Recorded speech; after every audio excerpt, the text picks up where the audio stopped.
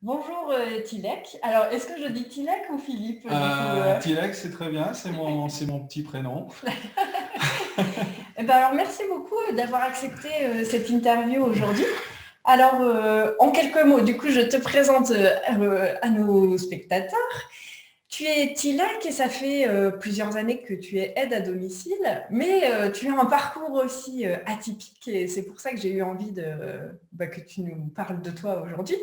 Avec notamment pas mal d'années passées auprès de lamas de la tradition du coup bouddhiste Oui. et pas mal de temps aussi de retraite en silence et aussi des formations auprès d'hommes et de femmes médecine et donc autour du chamanisme. Et alors, est-ce que tu peux nous en dire plus sur ton parcours? Alors, oui, oui, oui, je vais essayer d'être simple et clair. Alors, j'ai 49 ans, oui, de profession, je suis aide-soignant depuis plusieurs années. Donc, j'interviens auprès de personnes âgées, handicapées, malades, notamment au domicile. Oui, donc au niveau de mon parcours spirituel, je dirais qu'il n'y a pas eu de choses qui se sont dessinées particulièrement, si ce n'est au moment où j'ai eu mon accident de la jambe. J'ai eu un accident grave de la jambe, j'ai failli me faire amputer la jambe. J'avais 21 ans. Et c'est alors à ce moment-là que j'ai véritablement pris conscience du sens et de la valeur de l'existence humaine. J'ai commencé véritablement à me poser les vraies questions existentielles qu'un être humain peut être amené à un moment donné à se poser dans sa vie, au regard des événements et des situations qu'il peut rencontrer en lui-même, autour de lui. Et c'est alors que ce fut le début d'une quête spirituelle. C'est alors que j'ai d'abord pratiqué les arts martiaux pendant un certain nombre d'années pour essayer d'éduquer mon corps, mon esprit à travers une discipline de vie, une discipline martiale, sociale et aussi. Et par la suite, j'ai rencontré différents maîtres spirituels ou guides spirituels, dit-on certaines fois, lamas ou yogis, issus de la tradition bouddhiste tibétaine. Donc, je suis issu de la lignée Shangpa Kagyu depuis maintenant 26 ans. Où j'ai eu également l'opportunité d'accomplir la retraite des lamas tibétains, ce qu'on appelle la retraite de 3 ans, 3 mois, 3 jours, Losun Chosun, qui permet de s'adonner pleinement, totalement, à travers l'étude et la pratique aux fondamentaux de la tradition, qui est multimillénaire, je dirais ancestrale, mais toujours vivante aujourd'hui, qui s'inscrit dans une filiation, dans une passation directe et vivante de l'expérience d'éveil de maître à disciple. Donc je suis à ce jour toujours un disciple de la voie du Bouddha, de la tradition. Donc ça, c'est, disons, ce à quoi je suis rattaché depuis de nombreuses années. C'est ce qui m'a aidé, permis d'entrer plus profondément en moi-même pour mieux me découvrir, la personne que je suis, à travers mes qualités, à travers mes capacités, mais aussi au travers de ce qui a été la matière première permettant la transformation intérieure, la transmutation intérieure, comme une sorte d'alchimie, on va dire, émotionnelle.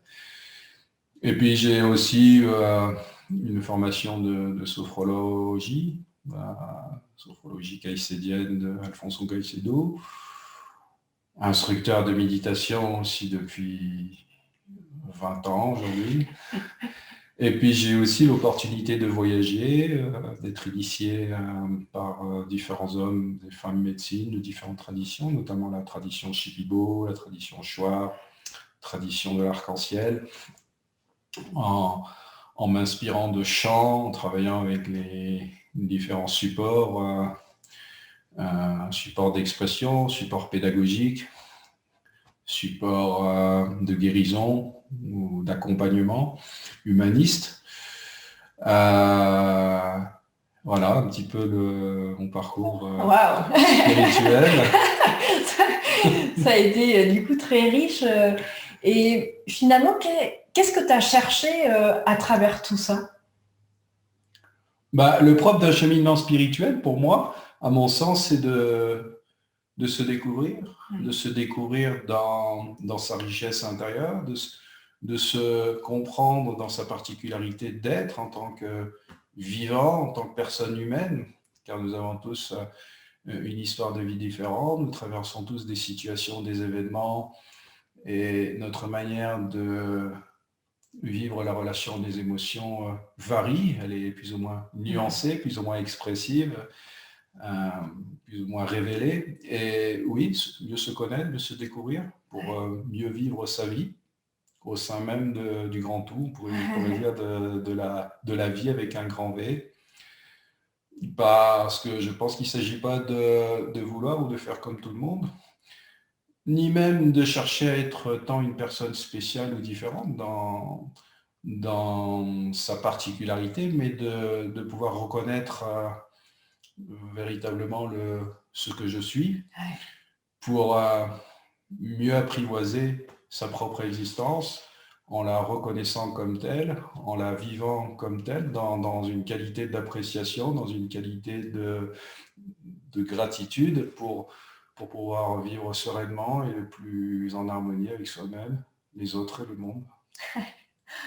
Mais c'est hyper intéressant parce que c'est vraiment quelque chose qui me passionne, tu vois, de voir comment oser être soi-même et oser sortir du moule de la société et que c'est pas simple du coup de déconstruire tous nos conditionnements, tout ce qu'on a reçu dans notre éducation pour faire la part de finalement qui je suis, que puis-je apporter au monde et aussi finalement toi, quelles ont été tes difficultés du coup dans, tu vois, dans ce parcours parce que tu m'as dit aussi que toi, par exemple, tu as décidé de peu travailler pour avoir beaucoup de temps pour méditer, pour faire des cérémonies.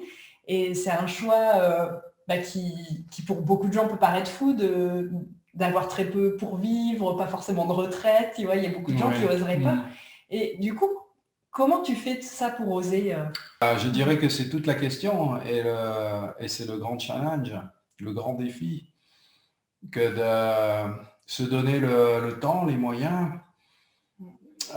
nécessaires pour soi pour oser être vivant, oser vivre la vie pleinement, totalement, en toute liberté, en toute conscience, en toute humilité aussi. C'est tout l'apprentissage de la voie, c'est le cheminement d'une vie, que de s'autoriser à être la personne authentique. Dans la déconstruction effectivement de ce qui peut bloquer, ce qui peut résister en soi, toutes les tendances, les conditionnements, les formes d'auto-illusion qui nous maintiennent dans un système de pensée, qui peut nous maintenir dans un système de croyance ou un système éducatif afférent à une culture, à une époque, à un environnement, un contexte.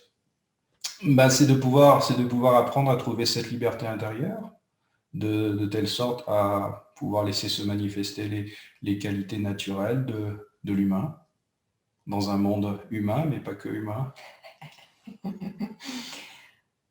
Alors, tu vois, les personnes qui seraient au tout début de leur cheminement, tu vois, qui sentent qu'il y a un truc qui ne va pas dans leur vie, qui ont envie de changer, justement de faire ce saut un peu, de sortir du moule, mais qui, souvent, on a beaucoup de peur dans ces moments-là.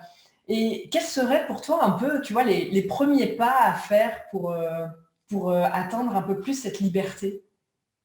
Je dirais, c'est apprendre à se recentrer peut-être, à tourner son regard vers sa propre intériorité plutôt que de se laisser happer, d'avoir cette tendance à se laisser prendre par les événements et les choses du monde extérieur, que ce soit les médias, que ce soit quoi que ce soit qui nous anime d'une manière extérieure, qui agite le mental et ses passions, les réactions internes, mais d'apprendre peut-être à se poser, à ralentir, à faire un bilan de conscience, à se détendre, à retourner à la source. Retourner à la source, ça peut être des choses toutes simples. Il n'y a pas besoin d'être un religieux ou de partir en haut d'une montagne en ascète, mais ça peut être simplement de s'autoriser à prendre le temps pour soi, de prendre un temps pour soi, pour se faire du bien, pour se faire plaisir, pour se ressourcer, se renouveler, se sentir bien dans son corps, bien dans sa peau. Je ne sais pas, ça peut être aller marcher au bord de la mer, ça peut être apprécier le coucher ou le lever d'un soleil, ou la beauté de la pleine lune. Ouais. Ça peut être s'allonger dans l'herbe, ça peut être marcher pieds nus dans le sable, faire 3 bonnes respirations en pleine présence, dans une attitude d'accueillir, offrir. Il y a des tas de petites choses qui peuvent se découvrir et qui sont à la portée de tout un chacun en fonction de la personne où elle vit, selon son mode de vie, selon son rythme de vie, selon ses habitudes de vie. Des choses toutes simples, de pouvoir trouver, pouvoir se raccorder à des choses qui nous permettent de trouver ce repos, cet apaisement intérieur, je dirais déjà. Ah, c'est hyper chouette, ouais, rien que ça, en fait, de revenir à l'essentiel, tu sais, mais parce que parfois on l'oublie, parfois même on part dans des grandes considérations philosophiques, alors que finalement, juste s'autoriser profondément à revenir au moment présent et à lâcher un peu toutes les obligations, tu sais, le train-train quotidien qui nous emmène ailleurs, et de juste prendre le temps d'être avec soi, en fait, que déjà ça, c'est le premier pas. Oui. Et c'est tout simple, et à la fois, c'est profond, parce que la majorité des gens, on se distrait avec plein de choses finalement. Et le fait d'être avec soi, c'est pas si courant. C'est pas si... c'est important de bien comprendre que nous créons notre propre réalité. Déjà, d'une part, nous sommes relativement libres à la mesure de la force de nos conditionnements. Donc nous sommes relativement conditionnés, relativement libres. Moins nous sommes conditionnés, plus nous sommes libres. Plus nous sommes libres, moins il y a de conditionnement. C'est mathématique.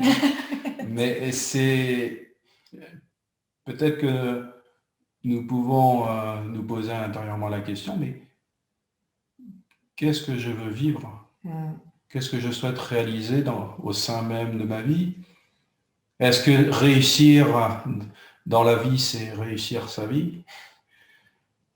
Quel est mon besoin essentiel, fondamental aujourd'hui, en tant qu'homme, en tant que femme, en tant que citoyen du monde? Qu'est-ce qui me semble juste pour moi maintenant d'expérimenter à travers mon auto-accomplissement? Qu'est-ce qui résonne en moi? Qu'est-ce qui parle en moi? Alors il est vrai que c'est pas la même chose d'être une personne célibataire que d'être une mère de famille, par exemple, avec 4 enfants, des responsabilités incontournables, parce que il faut s'occuper de la maison, il faut gérer l'éducation des enfants, s'occuper de la scolarité, faire les courses, le ménage, travailler, subvenir aux besoins fondamentaux de toute une famille, le père, la mère, etc., etc. Donc, mais en considérant à partir de ses propres paramètres de vie, de voir ce qui est vraiment possible de réaliser, de laisser, d'abandonner, ou je dirais, de ne plus donner suite.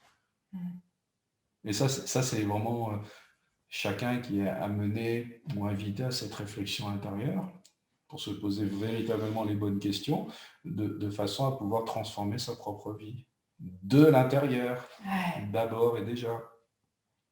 Ah bah écoute, merci beaucoup pour tous ces apports, et c'est une magnifique fin et un début de réflexion pour toutes les personnes qui ont suivi cette interview.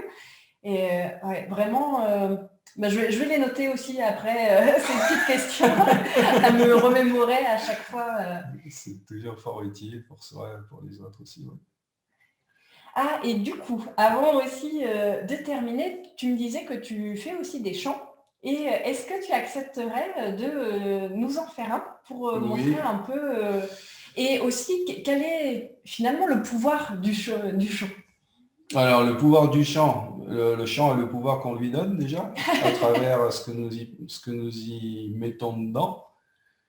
Mais au-delà d'une croyance, c'est une vibration, c'est une résonance, une énergie qui parle et qui touche au-delà de toute forme de langage parlé, je dirais articulé à travers une langue. Le chant apaise les âmes, apaise le corps. Le chant inspire, le chant guérit, le chant c'est du pneuma, c'est une sorte c'est le souffle du vivant, le souffle du monde qui s'exprime à travers une mélodie, un rythme, une parole de réalité, je dirais. Le chant, ça fait du bien. Le chant unit les cœurs. Voilà. Sudo, Sibudo, Sinaranjana Si, Sansaramaya, Pariyajiti Si, Sansara Sapanam, Trajano Alidram, Najamamritya, Tatsarvarupe. You are forever pure, you are forever true. Had a dream for this world and never touch you. So give up your attachment and give up your confusion and fly to that space that's beyond all illusion.